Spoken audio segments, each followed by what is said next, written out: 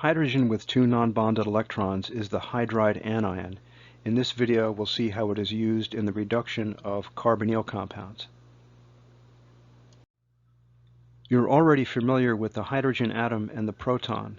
When hydrogen has a pair of non-bonded electrons, it is the hydride anion. Anything with non-bonded electrons can act as a nucleophile or a base, and you will see hydride in this chapter acting as a nucleophile. Some common laboratory sources of hydride are sodium borohydride and lithium aluminum hydride. You'll see that lithium aluminum hydride is going to be the stronger, more reactive source of hydride. Hydride with its non-bonded electrons can act as a nucleophile and can add to carbonyls. In this example, we see hydrogen with its non-bonded electrons in red attacking the carbonyl, forming a new CH bond, and the green pi electrons then go up to oxygen, and you end up with a stable tetrahedral alkoxide intermediate. This then could pick up a proton either from added acid or a protic solvent, and you'll end up with the following alcohol product, where this hydrogen attached to the carbon via the red bond comes from hydride source, and the hydrogen attached to oxygen comes from the proton source. Overall, what you've done is you've added the elements of H2 across a carbonyl. The carbonyl compound is now converted to an alcohol, and this is in a lower oxidation state than the original carbonyl. Notice that the original carbonyl is attached twice to oxygen. Now it's attached once to oxygen and once to an atom that is less electronegative than oxygen. Therefore, this overall transformation is a reduction.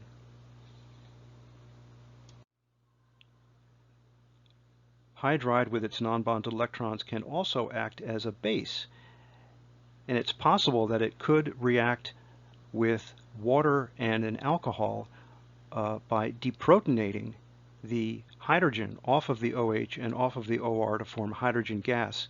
Sodium borohydride is a weaker source of hydride, and it can exist for periods of time in water and alcohol. It only slowly decomposes, so reactions with sodium borohydride and aldehydes and ketones can be carried out in protic solvents.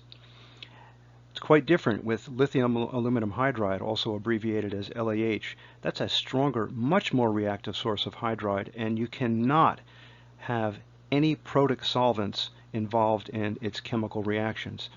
For example, you'll see that solvents such as ether or THF, which are aprotic, are frequently used in those reactions.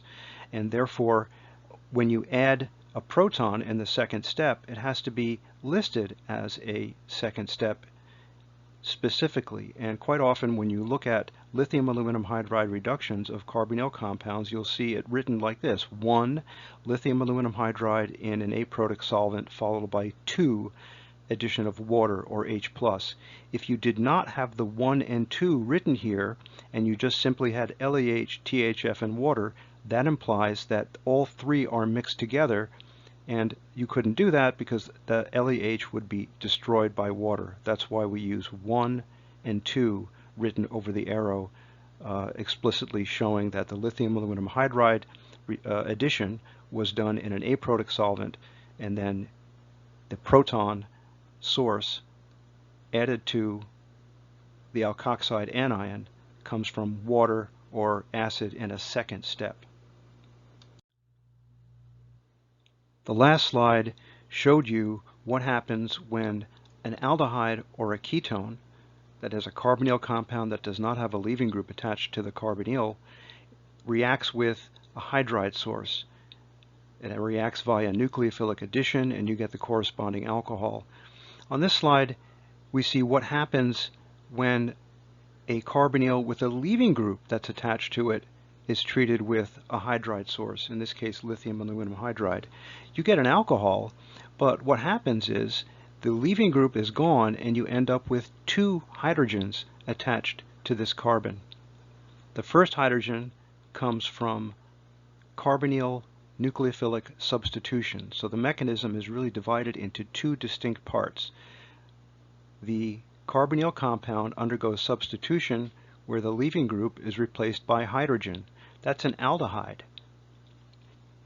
The aldehyde would then undergo, in the second part, carbonyl nucleophilic addition, and that's where the second hydrogen comes from, via carbonyl nucleophilic addition. This is going to be more clear when we go through the mechanism step by step. So the first part is going to be a nucleophilic acyl substitution where we replace the leaving group, either OR or chlorine or OH of a carboxylic acid, with hydrogen to get an aldehyde. Lithium aluminum hydride can deliver H- to the carbonyl. You end up with an unstable tetrahedral intermediate, unstable because there's a leaving group on the carbon bearing the O-. A carbonyl reforms, kicking out the leaving group, and you end up with an aldehyde, which is the product of substitution. Maybe you think that's the end of the reaction, but think about it. Aldehydes are also reactive to lithium aluminum hydride. So the product of substitution, the aldehyde, immediately reacts with more hydride.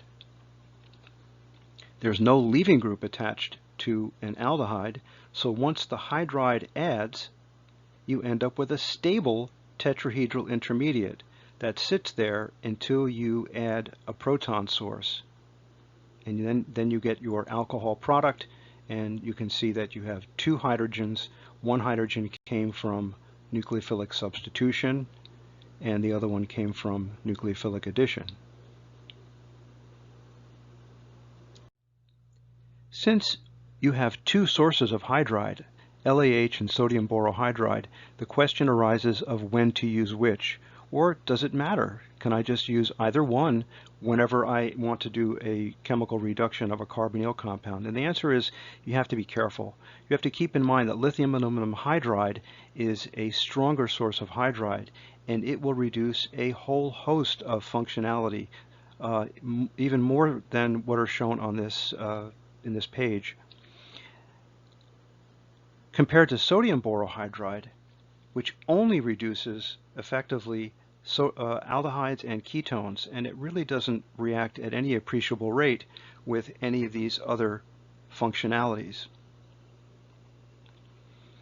Therefore, in order to avoid making the wrong choice of reducing agent when you're writing out chemical reductions in a proposed synthesis, it's always a good idea to stick with sodium borohydride when you simply want to reduce an aldehyde or a ketone to the corresponding alcohol, and save lithium aluminum hydride for reduction of other functional groups. The importance of making the correct choice of a hydride reducing agent is shown on this slide. Right, what type of reaction mechanism is involved when hydride reacts at the ketone carbonyl? Well, ketones and aldehydes, we know, only react by carbonyl nucleophilic addition. What type of reaction mechanism is involved when hydride reacts at the ester functional group? Well, that's going to be nucleophilic acyl substitution. Remember, it's in two parts. The first part is replacing the leaving group with a hydrogen. You get an aldehyde, which then reduces even further by second addition, nucleophilic addition of hydride. Show the major organic products afforded upon sodium borohydride and lithium aluminum hydride reduction of the keto esters shown below. Remember, you have to keep in mind that many molecules that you're going to be dealing with in chemical synthesis will have more than one functional group. Here, making the correct choice of reducing agent is going to be important in selectively reducing one functional group over the other. If your goal was to selectively reduce the ketone and not reduce the ester, you would choose sodium borohydride, because sodium borohydride reacts rapidly with aldehydes and ketones, and esters are very slow, almost inert. If, on the other hand, you chose lithium aluminum hydride and your goal was to actually make this compound here, you'd be disappointed, because lithium aluminum hydride would not only reduce the ketone to an alcohol, but it would also reduce an ester to the primary alcohol.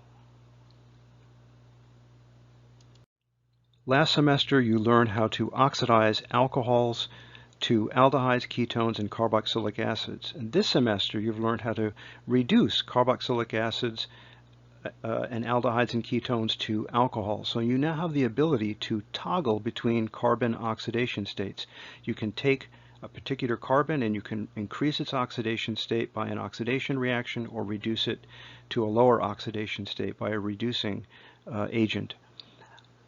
This is going to be useful to you when you solve synthetic problems, since changing carbon's oxidation states changes its chemical reactivity, which will open up new pathways in your proposed syntheses.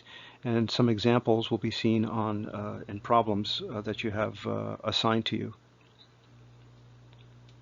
In order to do this, you should have at your fingertips the correct oxidizing agents and reducing agents to go from a carbon in its lower oxidation state to a higher oxidation state, and also to go from carbons in their higher oxidation state to their lower oxidation state.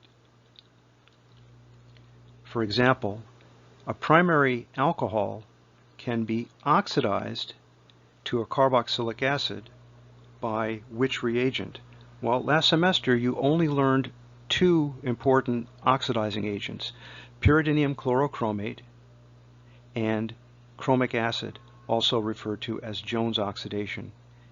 Remember that Jones oxidation or chromic acid oxidation is the stronger conditions. It's going to be the one that takes carbon to its highest oxidation state. If I want to instead go from the high oxidation state carboxylic acid all the way down to a primary alcohol, what reagent would I use? Well, you had two oxidizing agents which are important. You have two reducing agents which are important, sodium borohydride and lithium aluminum hydride. Which of the two would you use here? We know sodium borohydride is used for reductions of aldehydes and ketones. It's lithium aluminum hydride, the stronger reducing agent, which will take a carboxylic acid and bring it all the way down to its lowest oxidation state. What if I wanted to convert this primary alcohol to an aldehyde? That's an oxidation. Well, if Jones takes you all the way to the higher oxidation state, pyridinium chlorochromate, or simply stating PCC, will oxidize it to the aldehyde oxidation state.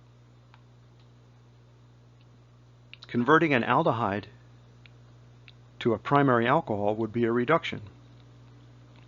We know that aldehydes and ketones react with both sodium borohydride and lithium aluminum hydride. However, we just learned that to be safe, use the reagent that is most appropriate for that functional group. Sodium borohydride is enough, so sodium borohydride is what you should use to reduce the aldehyde. What if I want to oxidize the aldehyde to a carboxylic acid? Well, if an alcohol, which is in lower oxidation state than an aldehyde, can be oxidized all the way up to a carboxylic acid by Jones reagent, then an aldehyde should also be oxidized to a carboxylic acid by Jones oxidation. To go from a carboxylic acid oxidation state to an aldehyde oxidation state is something that you have not covered. That is, in one step, one reagent. But you could get here. How could I synthesize this aldehyde from this carboxylic acid? Well, there is no single reagent to do it. However, you do know that you can take a carboxylic acid and reduce it to a primary alcohol. And you do know that primary alcohols can be oxidized to aldehydes by PCC. So an indirect way to make this aldehyde from a carboxylic acid would be to reduce the carboxylic acid to the primary alcohol, then oxidize it up to the aldehyde. You've already encountered deuterium, an isotope of hydrogen, earlier in organic chemistry. Deuterated versions of sodium borohydride and lithium aluminum hydride are commercially available, and they are frequently used to label organic molecules with deuterium for metabolic studies. And I took two examples from the chemical literature where someone was taking this material and reducing the aldehyde to a deuterated alcohol, and in this example they took an ester and they reduced it to a dideuterated alcohol with lithium aluminum deuteride. We'll use sodium borodeuteride and lithium aluminum deuteride in the next slide. Here are three molecules that are labeled with deuterium at different places. How would you convert 1-propanol to each of these using chemistry that we've discussed? We'll do the first example, A. I want to replace a carbon hydrogen bond with a carbon deuterium bond. If I treat this with, say, a deuteride source, well, that's not going to, I can't really do a substitution reaction on here. I'm not going to do an SN2 where D- comes in and H- leaves. This is not a carbonyl, so I can't just even make a bond with deuterium at this carbon. I can, however, take advantage of the fact that I can change carbon's oxidation state. This is the point I was trying to get to before, that you have the power to change a carbon's oxidation state. You can change its chemical reactivity. This carbon cannot undergo nucleophilic attack in this oxidation state. But if I take that carbon and I oxidize it to a higher oxidation state, I go from an alcohol to an aldehyde. Now aldehydes undergo nucleophilic addition. So simply by changing the oxidation state of this carbon, I opened up the possibility of having D- do a nucleophilic attack to the carbonyl. I treat this with sodium borodeuteride in ethanol solvent. I get a deuterium added to this carbon. The oxygen anion would then just pick up a proton from the ethanol protic solvent, and I will have obtained my monodeutyrated product selectively deuterated in the correct position. Using this type of approach, try to solve these other two problems.